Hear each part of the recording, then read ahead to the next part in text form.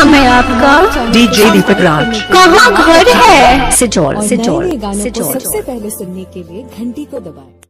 आप अभी सुन रहे हैं दीपक दीवाना के। हेलो, के बजे छे? डीजे दीपक राज। डीजे दीपक।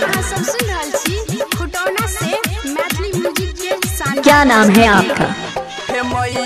डीजे दीपक। आपका ये नाम है।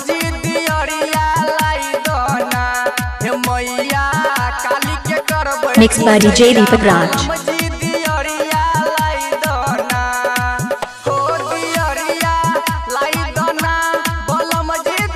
इलाका किसी का भी होगा मगर धमाका दीपक राज का ही होगा।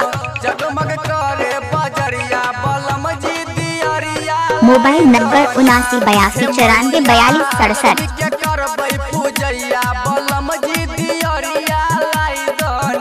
डीजे दीपक।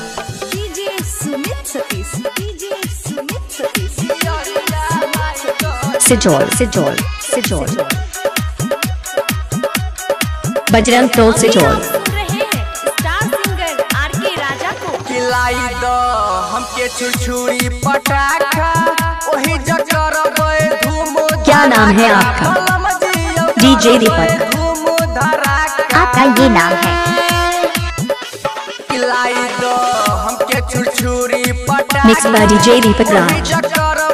धूम धड़ाका बलम जियो करबे धूम धड़ाका। घर कहाँ है? सिचौल।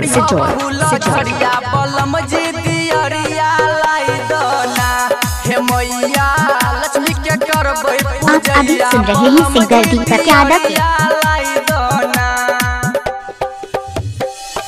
क्या नाम है आपका? डीजे दीपक। आपका ये नाम है।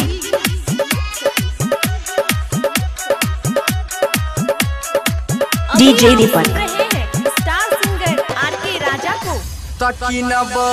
गेंदा फूल के माला मोबाइल नंबर 7982944267। बलम जियो करबे ने हमरा के माना। आप अभी सुन रहे हैं दीपक दीवाना के। बलम जी करबे ने हमरा के माना बलम जियो करबे ने हमरा के माना। क्या नाम है आपका? डीजे दीपक। आपका ये नाम है।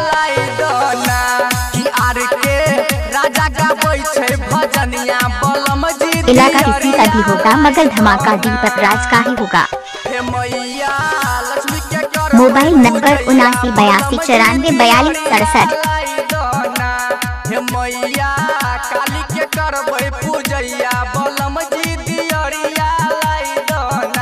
डीजे दीपक। मैथिली म्यूजिक खुटौना।